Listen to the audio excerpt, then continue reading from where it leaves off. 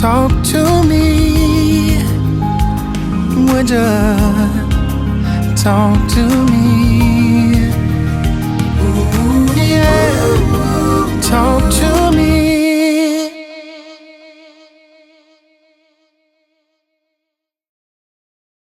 Terry Moore is the embodiment of the word minstrel. He's an anointed musician, singer, songwriter, and all-around atmosphere changer. He has traveled across the nation, and his reach has spanned international territory. Walter Hawkins, Andre Crouch, Walt Whitman and the Soul Children of Chicago, and Daryl Coley are just a few of the artists that have partnered with his gift. I recently had the opportunity to sit down and talk with him. Here's what the conversation yielded. Terry, what's up, man? What's up, man? Good to see you, bro. Likewise. Well, listen, we're going to jump right in, just ask you a few questions, man. I'm sure in this interview, people will find out things about you that they didn't know. Okay. But real simple stuff, so we'll jump right in. When did you actually start playing? How old were you, and why did you start playing? Wow. You're right. People are going to learn some stuff about me today. I started playing when I was 7. My family grew up in church, so my oldest brother, John, was playing organ. My middle brother, Tori, was playing drums. My sister was singing, so my mom said, okay, we need somebody to play bass. So I started out on the bass guitar, and they bought me a bass guitar and an amp, and I started trying to learn the bass guitar or whatever, but I was 7. Didn't like it, and I ended up, of course, on the keyboards. But I started out playing bass. All right, and tell me a little bit about the Moore 4. Okay, the Moore 4, of course, our last name is Moore, and the 4 of us, my siblings, we sing. My oldest brother, John, my oldest brother, Tori, my sister, Toy, and myself. My mom, first of all, I come from a musical family. My dad's side, all of them sang and played. My mom's side, including my mother, all of them played and sang. And so we all got it, And so we, it was a family group called the Moore 4, and we traveled everywhere. And thank God for Reverend Milton Bronson. He took us under his wings, and he called us his kids. And that's how we met the likes of Walter Hawkins and Andre Crouch and Lionel Harris and all those guys, the Thompson Community Singers. I mean, were a vital part of our coming up, and just churches from around the city. We sang everywhere, and so that's who the Moore 4 is. And people remember me from being the youngest one of the Moore 4. So, yeah. All right, so you mentioned the fact that the Moore 4 is a family group, and pretty much you guys started out working musically as a family. What does family mean to you? Family is relationship. Family actually is ministry. People don't look at it that way, but it really is. And in the Bible, God stresses that we take care of the family first. Right. And the family is a strong anchor in Christianity. And so that's what family means to me. Relationship and camaraderie, for lack of better words. Now, this is, I asked this question because I know what the answer is going to be, and that's because I know you, but it means a lot to me. What is your family's favorite holiday? Christmas. This is how the Moore family does it. Absolutely. Tree and a gazillion gifts. Well, it's a lot of us, so that's how we do it. And that's the tree. Christmas is our favorite holiday. And I mean, you gotta come to my mom's house to understand what I'm saying. The tree we have, she goes and cuts a tree down from somewhere in the mountain somewhere and try to fit it in our house. I mean, it's big, huge. It takes up 8 windows. That's how wide it is. I mean, for real. He'll tell you. Yeah. And everybody buys a gift for it. So it's 6 of us. So if everybody's buying a gift for everybody, that's 6 times 6 times some other stuff. So yeah, Christmas is really big for us. And during the Christmas holiday, is the whole family there? Yeah. Most of them? Well, not that my dad passed on, but yeah, the whole family's there. My kid is there. My daughter's there. My niece, a couple of our cousins that are really close to us, they're there as well. So it's a big to-do. Christmas is a big to-do at my house. Big to-do. Yeah. Yeah, I've spent a few holidays in and out of your house on Christmas, and I know as festive as I am, Man. what Christmas means to me. When I went to your house for Christmas, I was like, wow, these folks must be kin to us. I love this. It's a big thing. Yeah, Big absolutely love it, man. So you started playing when you were 7. Started on bass. Who actually taught you to play, or was there anybody involved? Was it just ear? Was it just gift, or how did that come? It was a little bit of both. Well, a lot of both actually. More gift, and my aunt Precious, Dr. Matthews. Her name is Precious Matthews. She's got her doctorate, Dr. Matthews. She's like a daredevil. I'll put it that way. My aunt, man, I love her to death. I love her to life, rather. My aunt would put me on the Dan Ryan when I was 14. She put me in a car. Couldn't drive, couldn't do anything. She said, no, get on there, come on, get on there. And that's how I ended up learning how to drive. She's a daredevil. So she put us on the instrument. She said, no, go ahead. She pushed us, and my mom pushed us. And then as I came down through the ranks, came up my oldest brother, John, and I'm probably getting ahead of myself here, but No, you good. I grew up listening to Lavelle Lacey, all those guys, Richard Gibbs, Percy Beatty, Kevin Bond, all those guys used to come over to our house. Lavelle Lacey used to bring those guys over to our house. And I was just in awe of these guys. I mean, they're super talented, super anointed musicians. Even Darius Brooks. I mean, all those guys, he brought all those guys over to our house. I was like, man. And so I grew up listening to those guys and kind of a hodgepodge of stuff. And then I started getting into, other types of music as well as I got older. But so if you had a musical mentor, who would you say that was? wow. As a keyboard player? Yeah, or whatever. Or a music mentor. Period. It would be Andre Crouch or Walter Hawkins. Okay. It would be one of those two. Not that they are excellent players. Well, Bishop is going on to be with the Lord. They are excellent players, but their well-roundedness in music and what music really is, and their approach to it is unbelievable. And so I looked up to those guys and still do as well. Listen to their music now. I mean, there are guys here in the city. I mean, I love Richard Gibbs. I love Fred Nelson. I mean, Richard is Richard. I mean, if anybody knows Richard Gibbs, he's Richard Gibbs. He's phenomenal. Nelson. Fred Nelson. I mean, just phenomenal organ. I mean, all those guys. Personally, even my older brother John. I can't play any of the stuff he plays, but I mean, he's phenomenal. So guys like that, man, and I'm really inspired, even by the younger guys that can really play, like Leonard and all those guys. Those guys are gifted.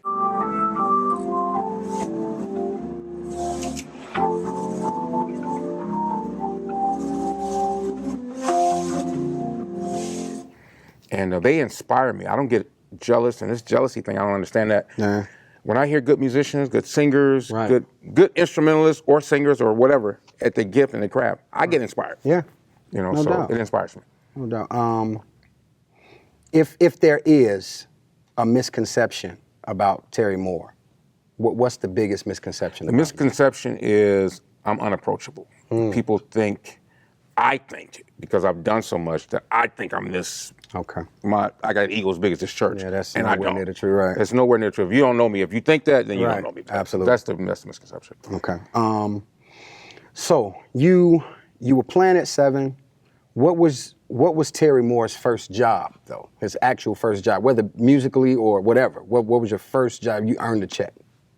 I played for my aunt's a pastor. She was doing her internships at this. She's in the Methodist organization. She's doing her internships. This church on 71st, just east of King Drive.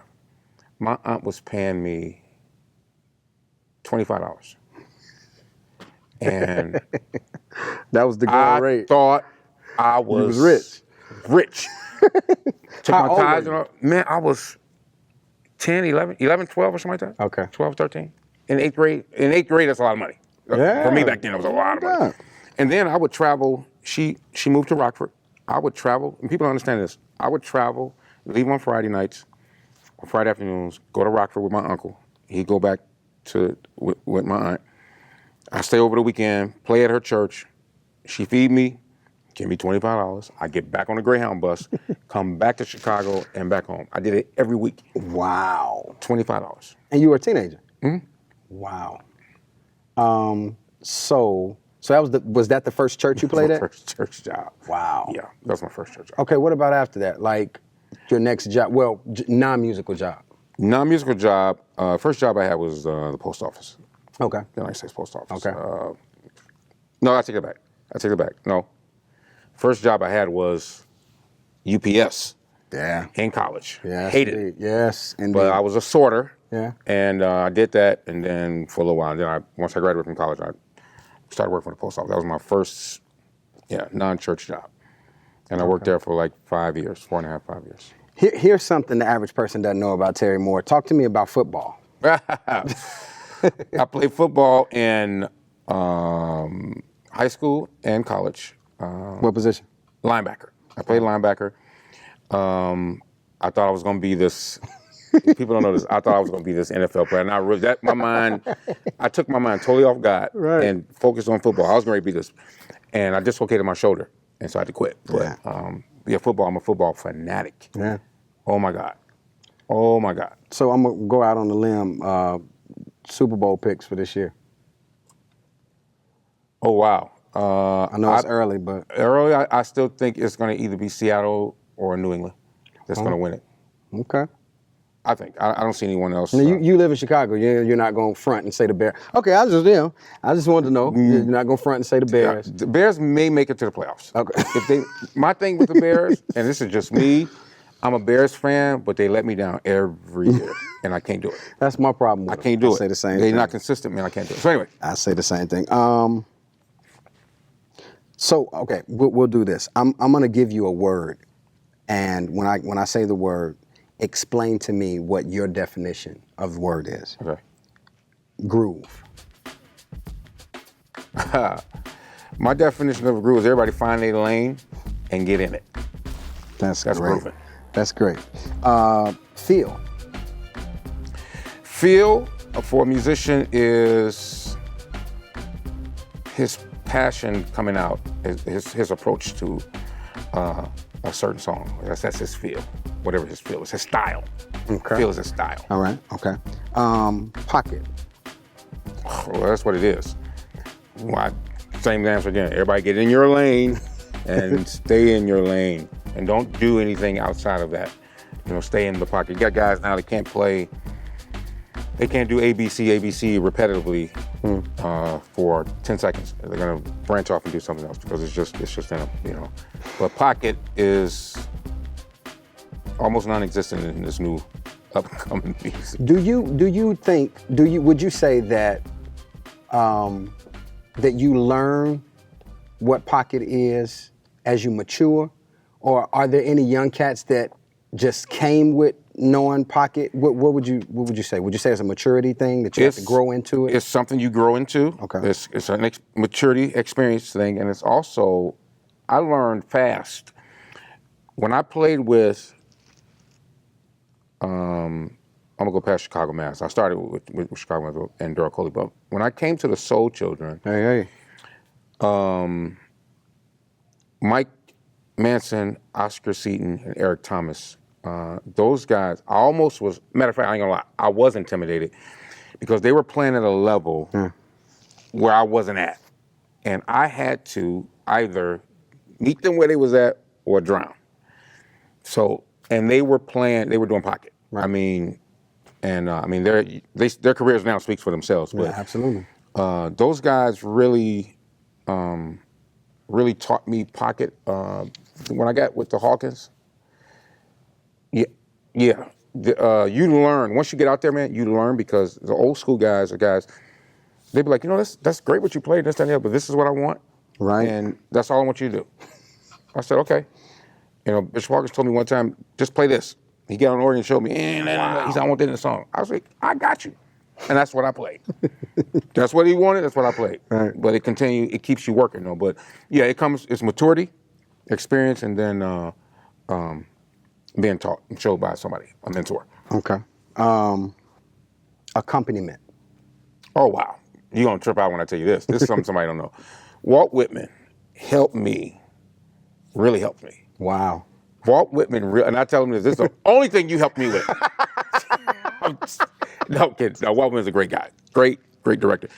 He taught me when playing behind somebody, and I never told anybody this. I stayed over one time. I think I stayed over behind rehearsal one time. And we was doing something. I think someone came in and he was playing, and I was playing. He said, "Well, no, he got on." He said, "Let me show you." And he got on and played behind her. And he said, "This is what you do: play behind them. Let them go where they're going, and you accompany them." Ever since then, my life has changed. I never told anybody that. Wow. But Walt Whitman, now, if he can't do anything, he can play behind a solo. Wow. He can do that. Y'all heard it. You heard it from me. Y'all He can heard do it. Wow. Padding. What does it mean to pad? Pad is, if I'm in a band and I'm playing organ, the piano is the main instrument. It's doing the whatever. The organ is laying the pad down. There's a padding there. There's a bed of chords that's being played. That's a song is structured around. Okay. That's what padding is. So when you're padding, you're laying foundation. You're not moving. Foundation. You ain't doing a whole lot of riffs and raps and drops, which is really it's not really a musical term, drops. That was one of my words, so I'm glad you said it. It's not musically correct. Drops. Does it take a certain discipline to pad? Absolutely. Okay. Absolutely. Because padding, it does. It takes discipline because when you're doing the structure and you're doing the bedding, padding, you got to stay out of the way of everybody else and you got to hold down what the foundation is. And that's what, Okay. Yeah, it takes a whole lot of discipline. Okay. Did you want to give any credence to drops since you said it? Because that was one of my words. It's not musically correct. I don't know where they get that from. It is not. If it is in a music book somewhere, they just put it in there. What is drops? Tell everybody what drops are. What people call drops are just progressions, either, how can I say it? You're going downscale on progressions or whatever. That's what a drop is, to drop off. You're going down. Chromatically going down. Yeah, that's it. It's drops and not the word for it. No, it's not. But it's definitely it's an organ term. It's an organ term. But it's not musically correct at all. Flow. What would you say flow is? This is what flow is to me. Flow is following the leading of the wind, which is the Holy Ghost.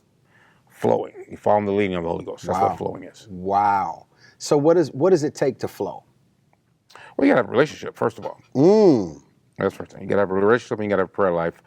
And you gotta be in tune with where you're playing at. Like if I'm here at the church, I know we be wanting to play all kinds of stuff and we hear all kinds of stuff. I hear the chords and stuff too, but a lot of stuff just doesn't work at the time. So you have to be in tune and sensitive to the Spirit. And the only way you can do that is you gotta have a relationship with God. You can't, I'm not saying I'm this perfect angel, but you gotta spend time with God. You gotta spend time in a relationship with God. You gotta read your word.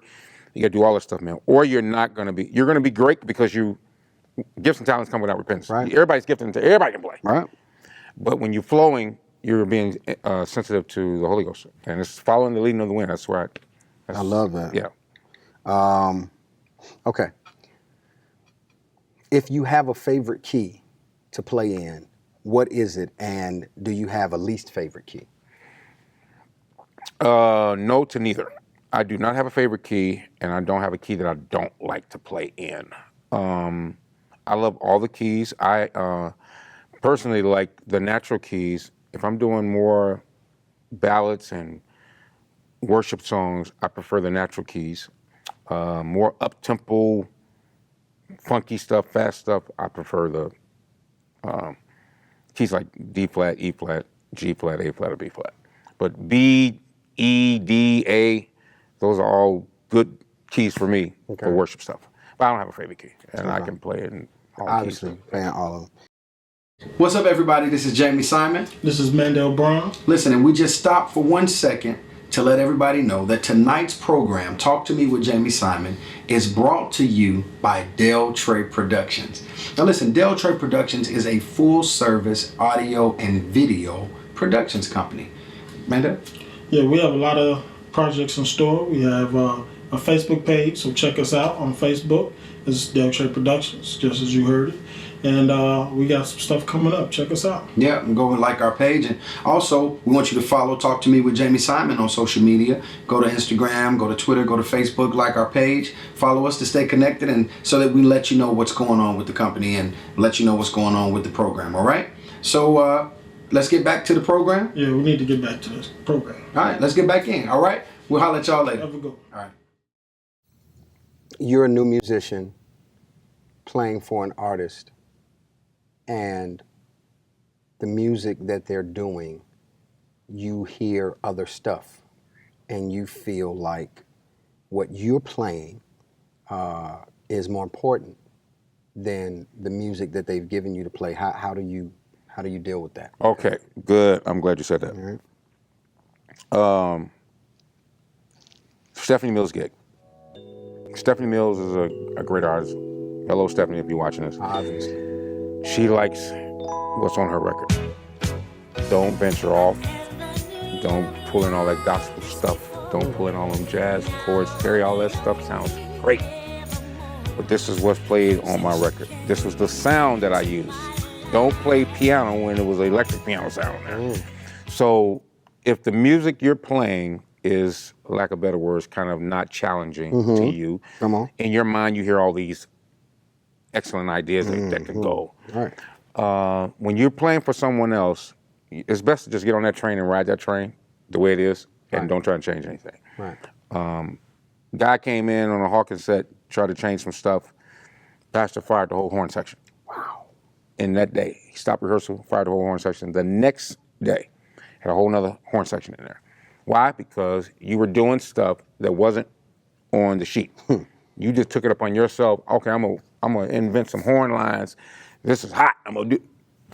And you got fired. So if you're a new musician and you got an artist that you're playing for and they got music out, play their music the way it is. And if you want to play something else, you want to play their music another kind of way, when you get home on your keyboard, play however you want to play. Should a musician take a gig that is musically frustrating to them if it pays good? Well, I always, a pastor friend of mine always said, all money ain't good money. So if a gig is offering X amount of dollars and it's a lot of money, but the music is frustrating, personally, I wouldn't do it. Okay. I wouldn't do it. I mean, that's like me playing for Def Leppard or somebody. I was Metal band, hard rock metal. I mean, it ain't doing nothing for me. Right. Yeah, sure, the money is going to probably be fantastic. Right. But I mean, if you don't need the money, then no. Do something that's fulfilling, Yeah. Couple years ago, I don't know how long, you started a group, your own group. Number one, why did you do that? And two, what's the name of the group? And talk about your project. Okay, Lord gave it to me. Well, of course, I've written songs, a ton of songs. God gave me songs during my prayer time, and actually there are testimonies. I started a group in 2000, maybe 2, 3. Okay. It was called Resurrected at the time. It's been since then. It's been changed. It's been changed to the Benjamin Generation now. Okay, so but then it was Resurrected, and Lord gave me a lot of songs, testimonies actually, and so I wanted to record. I did. I had my group, and we just started recording. I didn't put the group together to record. The opportunity came, and it was a favor of God, and we did it. So the project was called Right Where You Are. It came out in 2007. And I mean, you sang on there. Yeah. No. Yeah.